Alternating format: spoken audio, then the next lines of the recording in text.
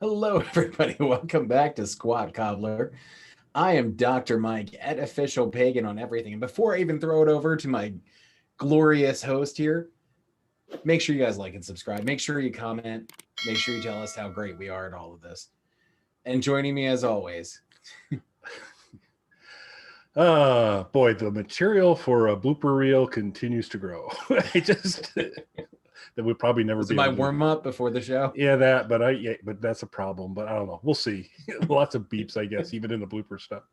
Hi, everybody. I'm Kelly at KELLY on Twitter.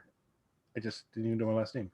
No, KELLY. you're just Kelly. Just Kelly. I'm Like just Sharon Kelly. Madonna. Just go to Twitter, Kelly. You're good.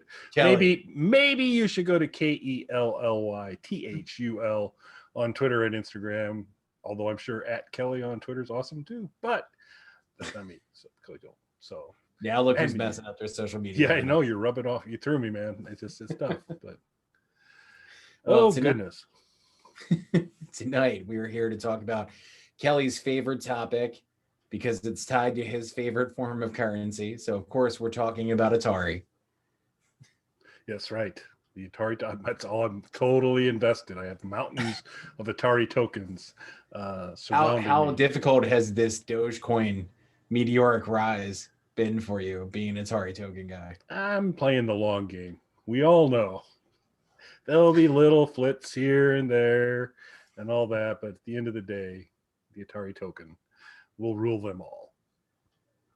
I can't wait for the hotel, personally. Yeah. Things are starting to open back up. I mean, the pandemic didn't end, but things are starting to open back up. So Details. yeah. So, there's that. You're fully vaccinated at this point, right? Almost. I'm 50% vaccinated Oh, okay. and we'll move to a full 100% within a couple days. Okay. My second dose is Sunday. So you'll be slightly ahead of me, I think. Yeah, you'll be slightly ahead of me. But so this will be interesting to see in the comment section how many anti-vaxxers are Squat Cobbler followers. But this is all just to say we are now fully indoctrinated into the Illuminati. That's right. Yep. And since Bill Gates has kind of shed that dead weight, we're all in to get the chips going. Bill, we're all set. And there's been arguments in my house about that this week. Because I read that headline, not to get too off topic here, as Bill Gates dodged a bullet there. Because the headline that I saw was not seeking financial restitution. They didn't have a prenup, but she is not asking for spousal support. Yeah, boy. I mean, if you're ever tempted to ask, he would seem to be the guy. Yeah. I was like, man, did he dodge a bullet? Didn't go over well. Probably not. I could see that. Yeah. But that's not what we're here to talk about today. We are here to talk about Atari. And I got an email from Atari because I am on some mailing list. So I got an email suggesting that I go to this Indiegogo page and contribute to the funding of this new indie game because it is going to be a flagship title for the Atari VCS, which we have talked about on this show. And one of the things we talked about is it really does need some good titles to really push it. So I sent this over to Kelly because I know he's a dyed-in-the-wool Atari token guy. That's right. So what were your thoughts, sir? Also, do you have a prenup? No. Do you? Yeah. Well, we'll talk about that part later. Are you working on one? So man, you're throwing me hard tonight. So I was fired up about it. I was also fired up that, as we've talked about the Atari VCS, we both were kind of like, boy, until there's some unique titles and stuff like that, it's a tough sell because a lot of other things can approximate what it does pretty well. And it's like, how does this really round out anything? So we're both kind of on the skeptical side on that. But also this game, Red Rust is the name of the game, is going to be available on Steam as well. So there'll be a couple ways to get at it. But I was interested in, here's a kind of a largely targeted Atari title. And then I just started went to the Indiegogo. They've got a nice website. We'll include the links in our description of the video, so you guys can go check it out. But everything I saw, I started to like more and more about this particular game. And so it was a pretty cool find. So thanks. Yeah, the game definitely looks cool. Now, in general, before we even get to this specifically, have you ever contributed to any of these like crowdsourced funding campaigns? I have not. So actually, this will be the first, because I do intend to contribute to this. When this video goes out, they're going to be about 15 days left on their Indiegogo. They're at about 24. Their target was $15,000, and we'll talk at some point about what they were planning to use that for. But they're looking to generate $15,000. They're about 24% of the way there when this video comes out. The Squat Cobbler bump will occur, and I'm sure it will rocket from there. I'm sure all the squatties out there will go ahead and help us out. But I really haven't in the past. You can hear some of the horror stories of people kind of contributing to this and never hearing back, or not hearing back for years and all that. But I like this one. They did a good job on their videos, kind of selling the team, and they're serious about getting this thing done. And so I'm in. I'm going to be a contributor. Very nice. Very nice. What about you? I believe I've contributed to one or two small things. I do intend to contribute to this. I believe I've contributed to a couple small things, but it does seem all over the place. I remember prior to Kickstarter and Indiegogo and stuff like that, there's a company whose movies I grew up watching called Full Moon. They used to be a part of Paramount. They had a falling out with Paramount and a long protracted legal battle.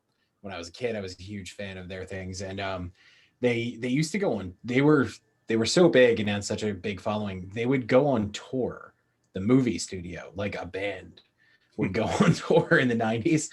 They would do these roadshow tours, and they would like show a new movie, show previews of stuff that they were working on, have Q&As with stars of their movies and things like that. It was crazy. It was like going to see a band. So they were trying to get started again after kind of being out of it for a while. And one of the things that they were doing was they had a movie that was practically finished. It was called Petrified.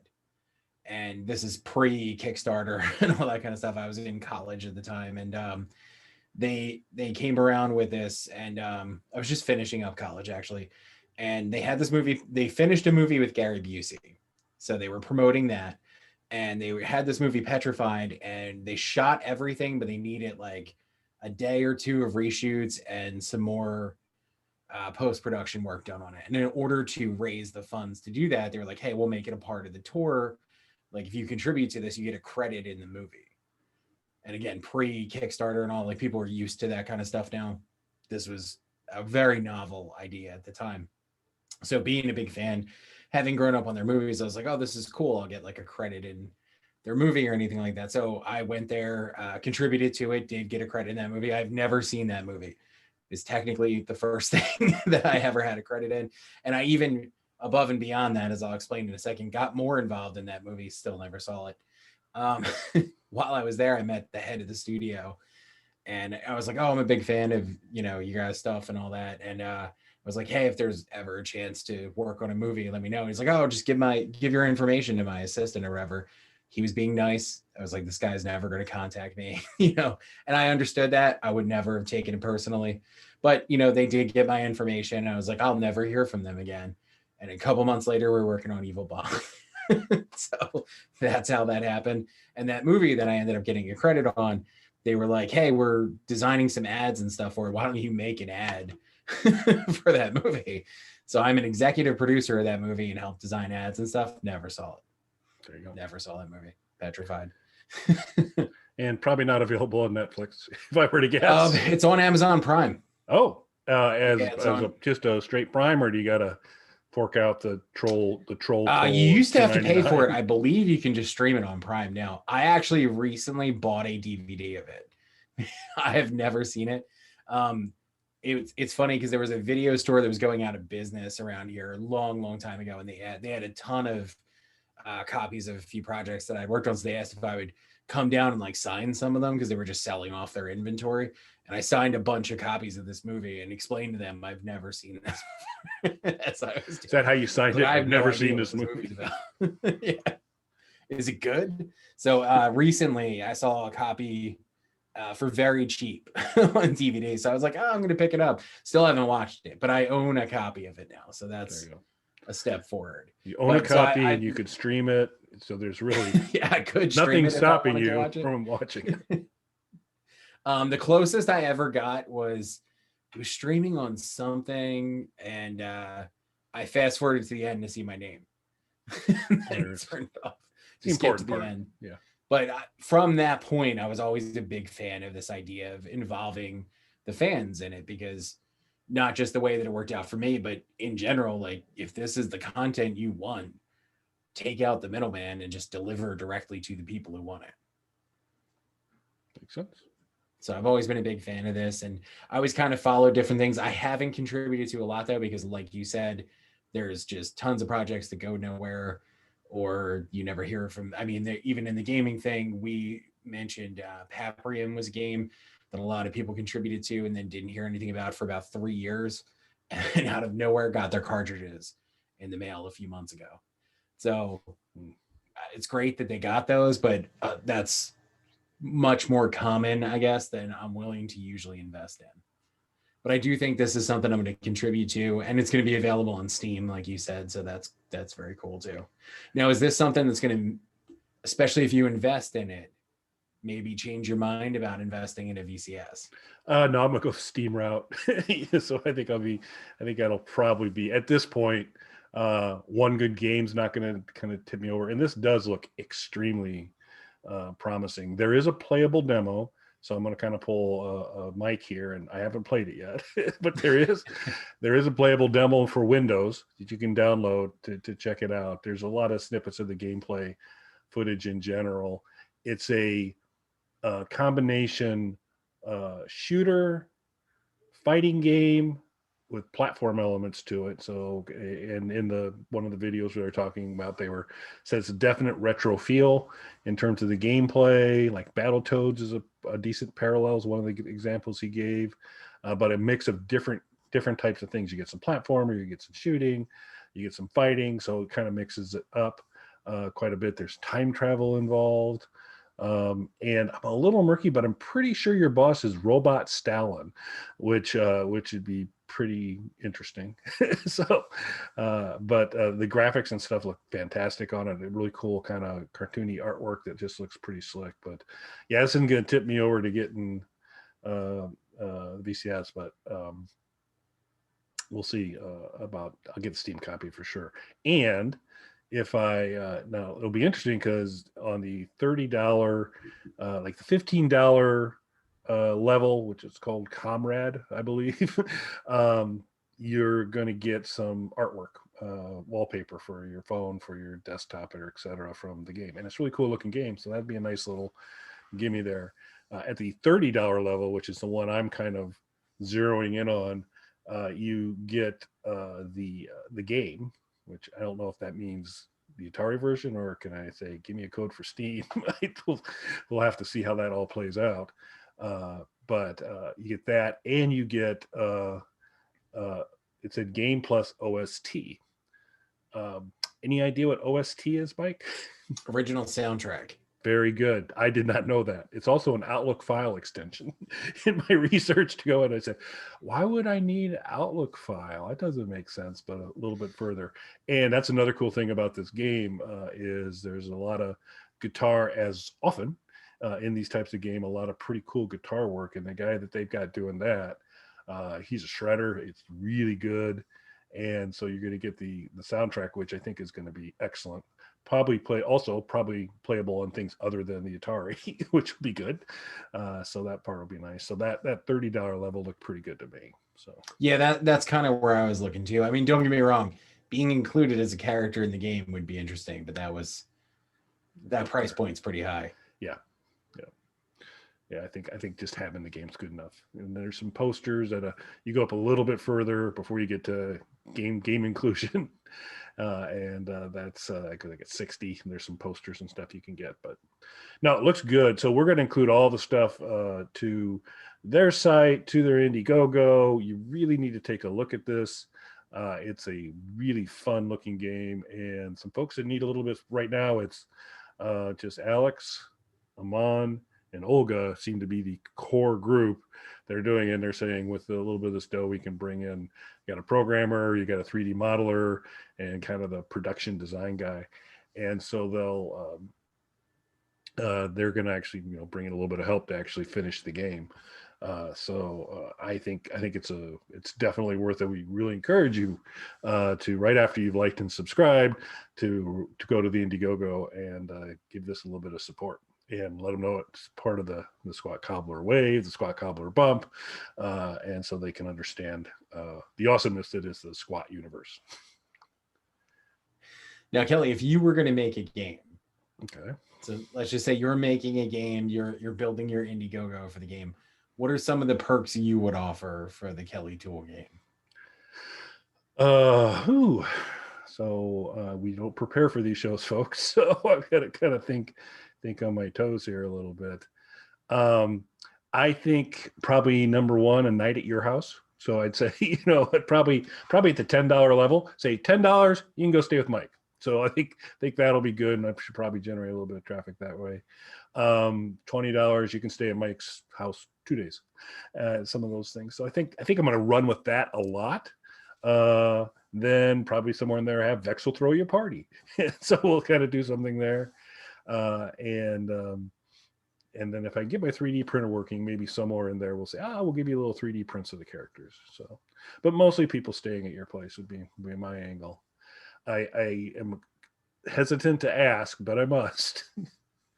As in the laboratory, Dr. Mike comes up with the next killer game, goes on Indiegogo to get it finished up. What are those special prizes going to be?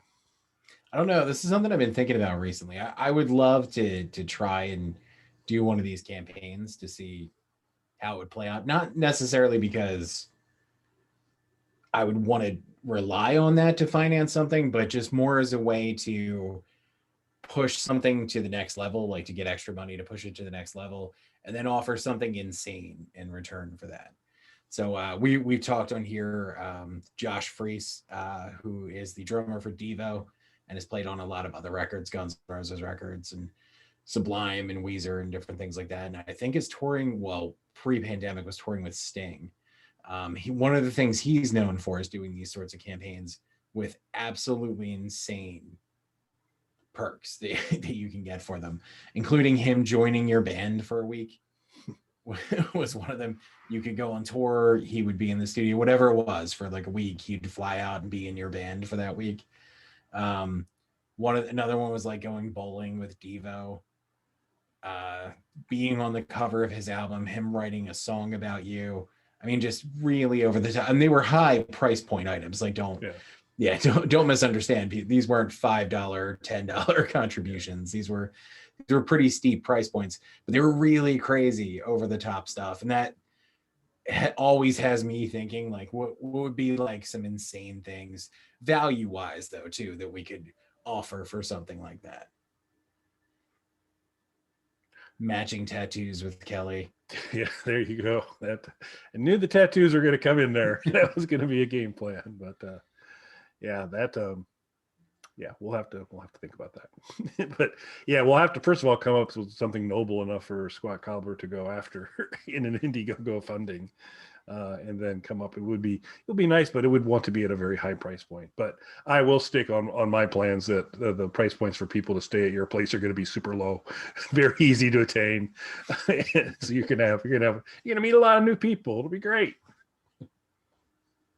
Always looking to make more friends. There you go. Can never have enough, especially during a pandemic. Just have them roll on in. All right. So we strongly encourage folks to check out Red Rust. It looks amazing. If you can, please consider contributing. Give these guys some support. They're doing some great work, and we came across it and definitely wanted to let you folks know about it. It's got that retro game stuff going on with it, and it looks really fun. Yeah, make sure you guys check it out, and make sure you guys like and subscribe to us, because at 1,000 subscribers, there's a party somewhere. At Vex's. Thanks for watching, everybody. Thanks, everybody.